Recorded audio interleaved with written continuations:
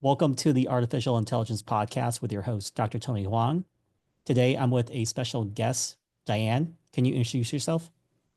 Hi there. Thanks for including me. My name is Diane Gutiw, and I lead the global AI research for CGI. My background before that was leading health initiatives with data, advanced analytics, and AI before generative AI became a thing. And now I'm leading a lot of our work on compliance frameworks, guidelines, and developing new models for solving different problems. So great to have this conversation. So, I'm interested in your point of view on agentic systems. Like, agentic systems right now are like very popular. It's very hot. A lot of software vendors are developing it, and a lot of people are trying to build their own agentic workflow. Can you just give the audience a little flavor on like your point of view on agentic systems? And it might actually be useful to just start off with what is an agentic system.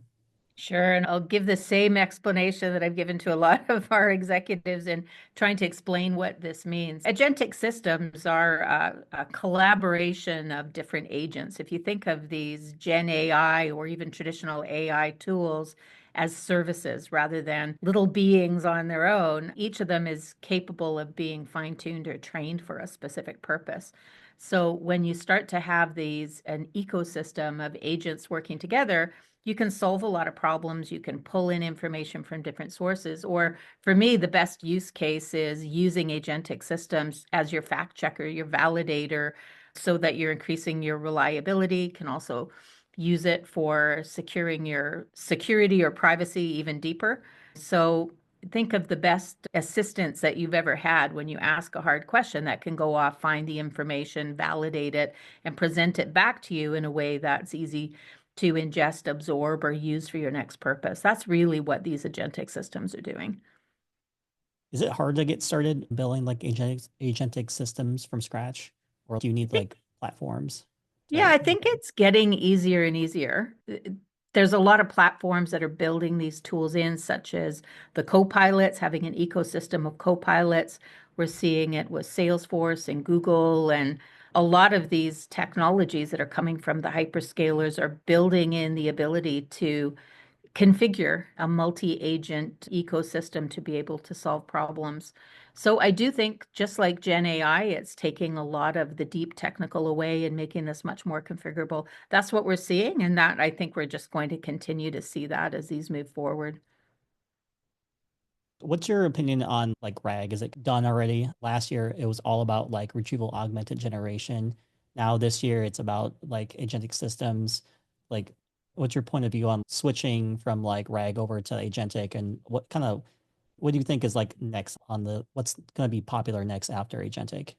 Yeah, RAG still has its place. The biggest value of generative AI in my mind is, in addition to the fact you can have a conversation with it in natural language, either by voice or text, is that ability to mine documents and images that in the past were really complex and expensive to get information out of because you would have to model them in a way that your traditional AI was able to find that information.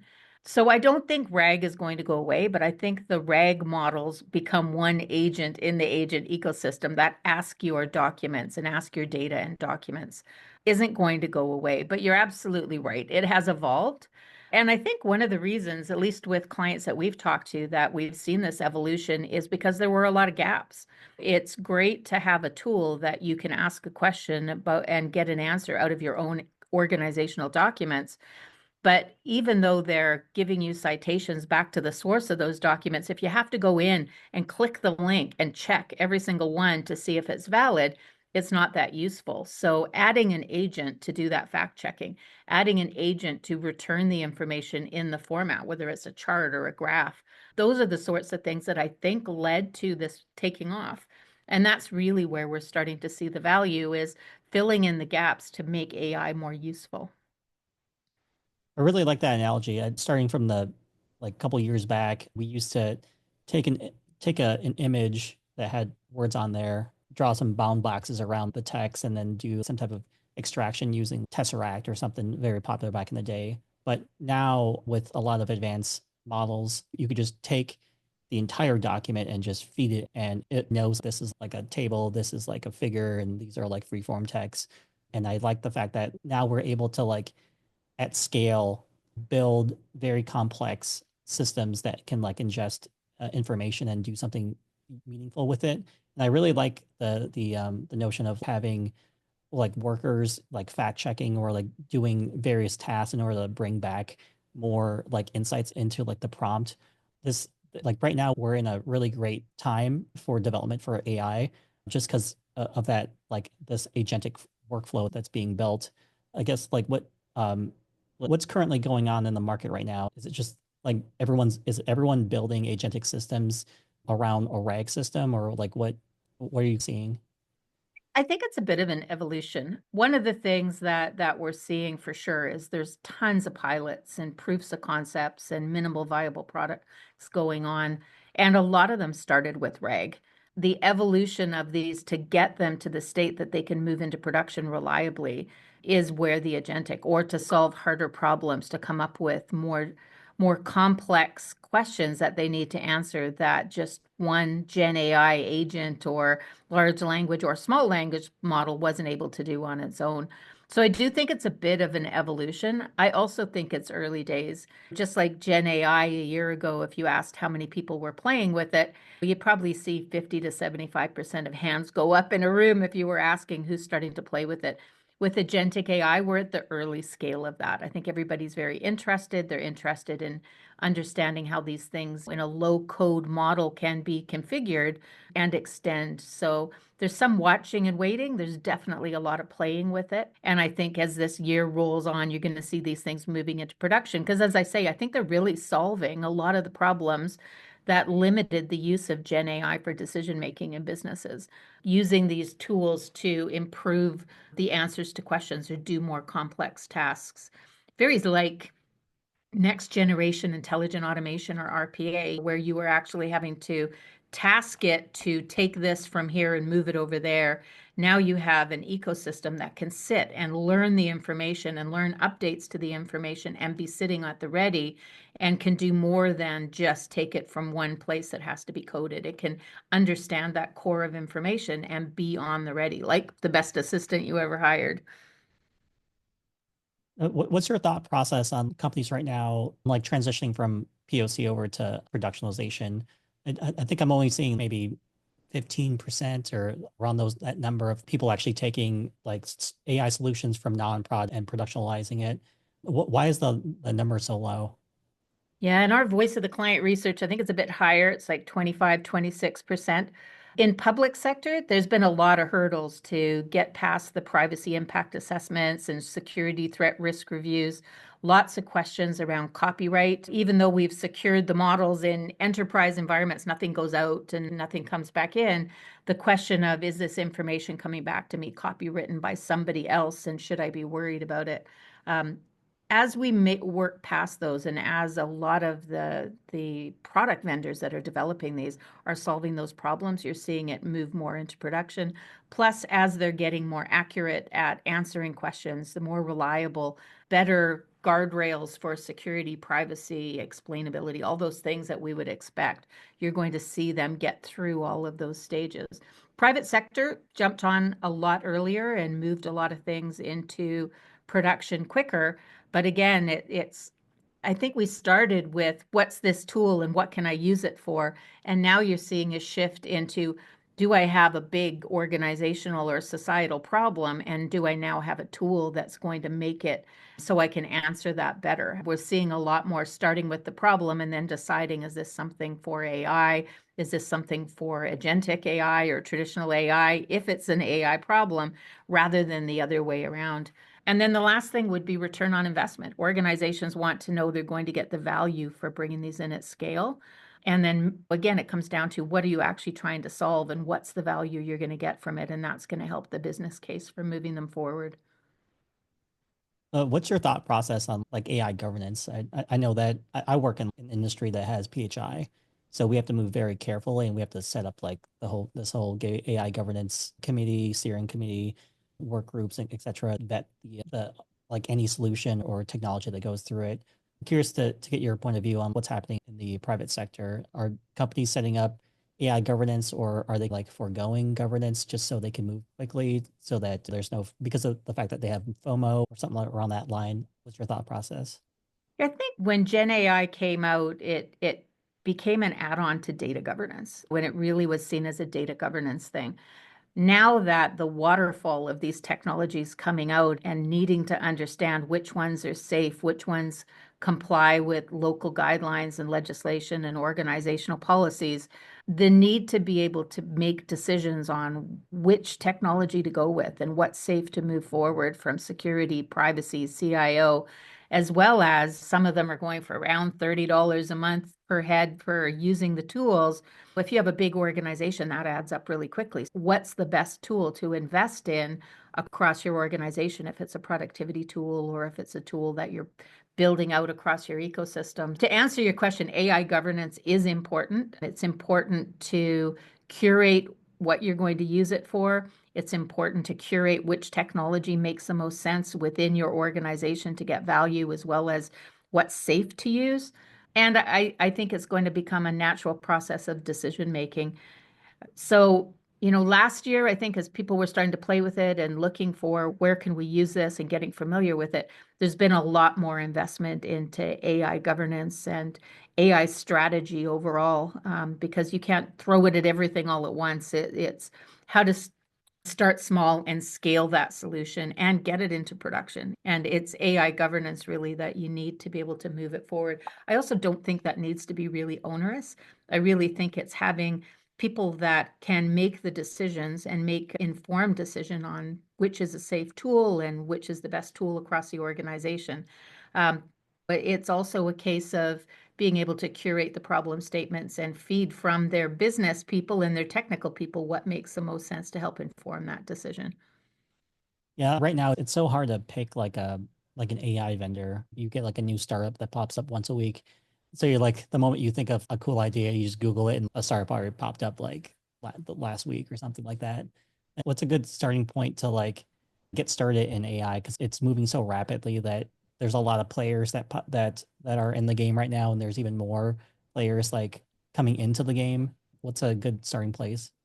Yeah, I think again, you have to start with what are you going to use it for? If you're looking for a productivity tool, there's lots of general purpose tools that are just getting better and better. The people in your organization are going to be playing with it on their phones and potentially on their laptops if you've not blocked it.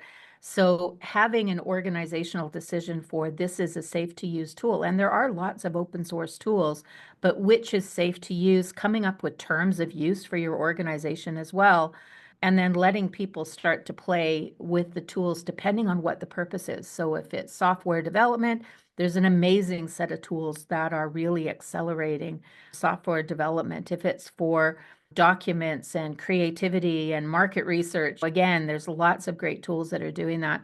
I think it's really important organizations start with what am I going to use it for? Who is going to get the most benefit from it? And don't be afraid to look at some of the open source as well as the perhaps more secure tools that are coming out of the hyperscalers. I know ourselves, we are investigating lots of them across the organization. And again, trying to understand what is the best value we can get for which group. And it probably won't be a one size fits all for everybody. It's what are you using it for and what makes the most sense and what's safe. I'm also curious on your thought on the company DeepSeek. They released a reasoning model called R1 a couple of weeks back, and it caused such a big stir that a lot of the major tech stocks dropped within about 4 to 6 hours of the announcement. And then I also got word that a lot of the AI vendors that produce LLMs, like they all reorged and created like war rooms to counteract the DeepSeek. So I wanted to get your take on your point of view on like how DeepSeek really upended the language model world. Yeah, but DeepSeek followed what we would have in the traditional AI world considered best practices. They didn't reinvent the wheel, right?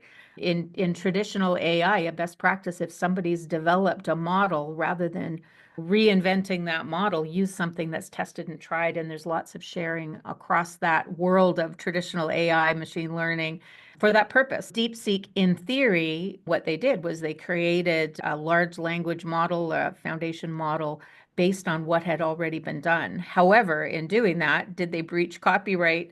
Copyright's a big question, even for the sources of where that was trained. The principle behind DeepSeek, I think we're going to see more and more. developing a model without having to train it from scratch. However, with DeepSeek, I think in order for that to become mainstream or other models like DeepSeek, they really need to be able to ensure that the prompts going in are locked down, information that's going in is locked down, data moving around is encrypted, and gives some security to the end users that this is a model that is safe to use for decision-making purposes. So I think that's where it needs to evolve. I also think you're going to see more and more of these come out over time where we look at, okay, what's the pros and what's the cons of using this model? Does it fit within our organizational comfort level for how it's operating? And again, it depends on the use. A lot of these public models, if you're not worried about what you put in it, if you're not putting sensitive information or personal information, they're fantastic tools. But when you're looking at it for an organization, particularly in healthcare or finance or anywhere where there's some real proprietary information, you want to really check that the information is safe, it's secure, and it's not going anywhere that you don't intend it to go, as well as making sure the outputs, the things that the AI is feeding you back, is reliable. Yeah, I do agree with those statements. For instance, like with DeepSeek, their servers are in like China. They're so the Chinese government can come and seize that data anytime they want. That's why I keep pushing people away from using the actual DeepSeek website and going and with DeepSeek like inference models that are locally hosted or in the States. I think like Together AI runs something, or there's a bunch of like inferencing vendors out there that they're on the states in stateside that I recommend people using. And I keep telling people you have to know where that inferencing server is located and like what the geopolitical climate looks like, because you don't want to start dumping confidential information into a language model that's like overseas. Because I know, for instance, a lot of people they use like language models to get like what's known as like a second opinion on their health. So they'll upload their own like PHI information into a language model and be like, "Tell me I have this sickness. Tell me what that is," and they don't realize that like that data it can be like retained and retrained for future Yeah. purposes, No, and you're that's like absolutely super right. dangerous. I think with any of the public models, people need to be discerning in what they're sharing with it. It's not just a Google search. That information is being stored and used for retraining in a lot of cases. So being more discerning is really important. For businesses and organizations using these models, you also need to be aware of what the compliance guidelines are. In the EU, data residency is critical. So you need to make sure, even with the more mainstream traditional solutions, you need to make sure that there is a data center there. Same with healthcare in Canada. Data residency is really critical. So again, you need to know where that information is going and where it's being stored, regardless of the model. So, what are your opinions on like digital triplets? And can you tell our viewers, like at a high level, what a digital triplet is?